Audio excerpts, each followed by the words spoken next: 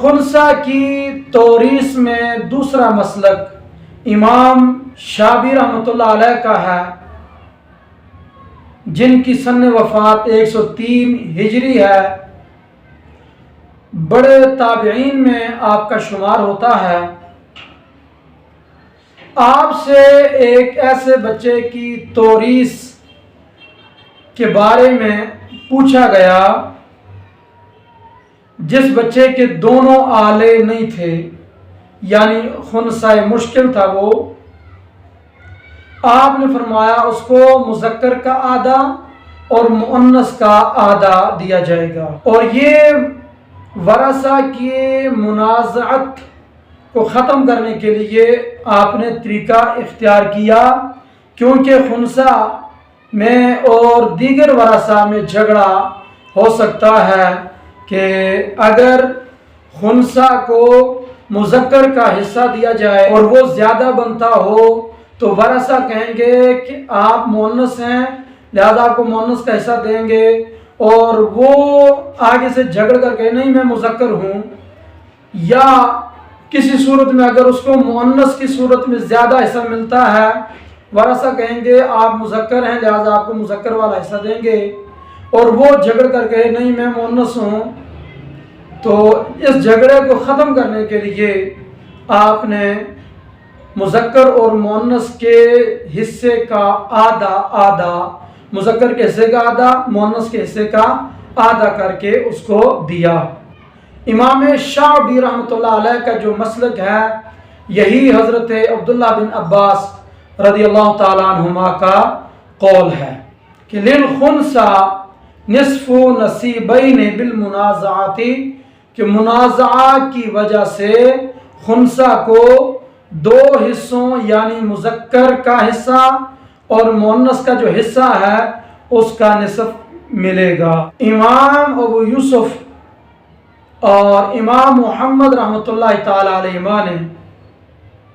امام شعبی رحمۃ اللہ علیہ کے قول کی تخریج کرتے ہوئے اختلاف کیا، وہ یہ کہ امام ابو یوسف رحمۃ اللہ علیہ نے فرمایا کہ امام شعبی رحمۃ اللہ علیہ کے قول کے مطابق اگر کسی مسئلہ میں ایک لڑکا ایک لڑکی ایک خنثی ہو تو لڑکے کو ایک حصہ، لڑکی کو آدھا حصہ اور خنثی کو پونا حصہ ملے گا، یعنی ایک حصے کے 3/4، کیونکہ خنثی اگر مذکر ہو تو ایک حصے کا مستحق ہے، اور اگر خنثی مؤنث ہو تو آدھے حصے کا مستحق ہے،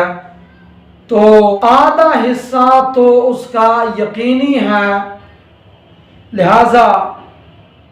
وہ دو حصوں کا آدھا آدھا لے گا، آدھا مذکر کا آدھا مؤنث کا حصہ لے گا، جو پونا ایک حصہ بنتا ہے، یعنی ایک حصے کے 3/4، یا پھر وہ نصف متیقن لے گا اور دوسرا جو نصف ہے لڑکی والا اس کا نصف لے گا، تو یہ کل پونا ایک حصہ بنے گا، ایک حصے کے 3/4، کل مجموعی حصے 2.25 بن جائیں گے۔ امام ابو یوسف رحمۃ اللہ علیہ چونکہ اس مسئلے میں حصوں اور اول دونوں چیزوں کا لحاظ کرتے ہیں اور مسئلہ کی تصحیح 9 سے کرتے ہیں، مخرج اس صورت میں امام ابو یوسف رحمۃ اللہ علیہ کے نزدیک 2.25 بن جائے گا، 2.25 میں سے ایک حصہ لڑکے کا اور آدھا حصہ لڑکی کا، اور 3/4 خنثی مشکل کا ہوگا۔ تو چونکہ دو فریق کے حصوں میں کسر واقع ہو رہی ہے نصف اور ربع کے اندر، تو ربع کا ہم نام عدد 4 کو ضرب دیں گے اصل مسئلہ 2.25 کے ساتھ، تو جواب 9 آئے گا۔ اسی 4 کو ضرب دیں گے لڑکے کے ایک حصے سے تو 9 میں سے 4 لڑکے کو، اور آدھے کے ساتھ ضرب دیں گے 4 کو تو جواب 2 آئے گا۔ 9 میں سے 2 لڑکی کو ملیں گے، اور پونے ایک حصے کے ساتھ ضرب دیں گے 4 کو تو جواب 3 آئے گا۔ 9 میں سے 3 خنثی مشکل کے ہو گئے۔ اور دوسرا طریقہ امام ابو یوسف رحمۃ اللہ علیہ کا تخریج کا یہ ہے کہ 2 حصے لڑکے کو ملیں گے، ایک حصہ لڑکی کو، اور 1.5 حصہ خنثی مشکل کو ملیں گے۔ 2 حصوں کا آدھا آدھا جو 1.5 بنتا ہے، تو اس مسئلے کی تصحیح بھی 9 سے ہی ہوگی۔ اور یہاں پر یہ یاد رکھیں، یہ جو اول کا لفظ یہاں ذکر ہوا کہ امام ابو یوسف اول کا لحاظ کرتے ہیں، یہ اول وہ والا اول نہیں جو باب الاول میں ذکر ہوا،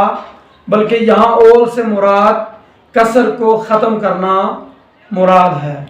اور امام محمد رحمۃ اللہ علیہ امام شافعی رحمۃ اللہ علیہ کے قول کی تخریج یوں کرتے ہیں کہ اولاً امام محمد رحمۃ اللہ علیہ خنثی کو مذکر قرار دے کر مسئلہ کی تخریج کریں گے، اور دوسرے نمبر پر خنثی کو مؤنث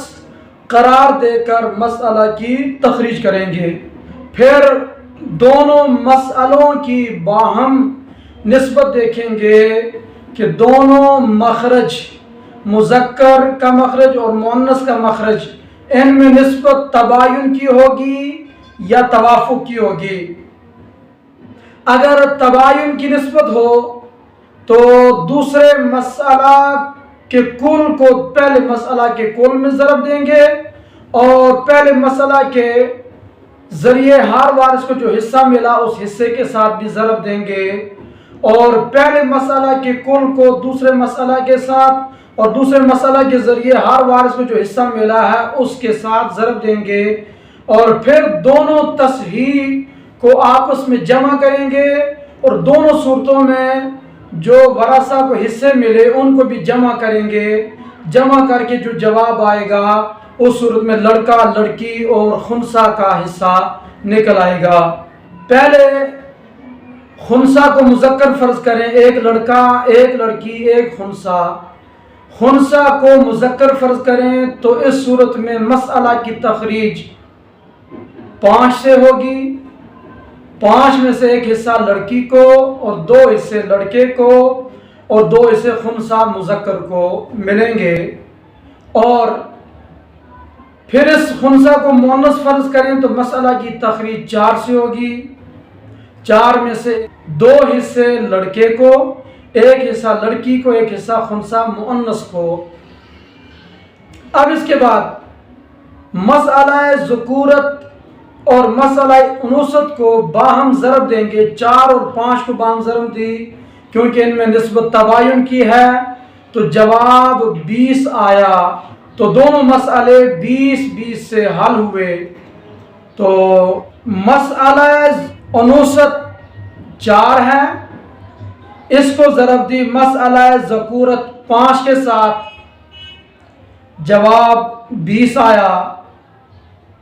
اور مسئلہ مذکر کو مسئلہ مؤنث کے ساتھ ضرب دی تو جواب یہاں پر بھی 20 آیا۔ پھر مضروب 4 کو بیٹے کے 2 حصوں سے ضرب دی تو جواب 8، اور بیٹی کے ایک حصے سے دی جواب 4۔ خنثی کے 2 حصوں سے ضرب دی 4 کو تو جواب 8۔ 8 اور 8 16، 16 اور 4 20۔ اور پھر مضروب 5 کو مسئلہ مؤنث کے ساتھ ضرب دی تو جواب 20 آیا، تو مسئلہ کی تصحیح 20 سے ہوئی۔ پھر مسئلہ مؤنث میں بیٹے کو 2 حصے ملے، ان کے ساتھ ضرب دی جواب 10، اور بیٹی کے ایک حصے سے ضرب دی تو جواب آیا 5۔ اور خنسا مونس کے ایک حصے سے ضرب دی، جواب آیا 5،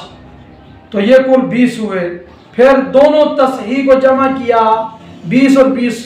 40، اور مسئلہ مذکر میں بیٹے کے 8 حصے اور مسئلہ مؤنث میں بیٹے کے 10 حصے، کل 18، تو 40 میں سے 18 لڑکے کے، اور مسئلہ مذکر میں بیٹی کے 4، مسئلہ مؤنث میں بیٹی کے 5، تو یہ کل حصے بن گئے 9۔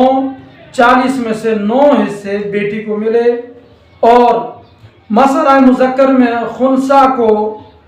20 میں سے 8 ملے، اور مسئلہ مؤنث میں 20 میں سے 5 ملے، کل 13 حصے بنے، تو 40 میں سے 13 خنسا کو ملے۔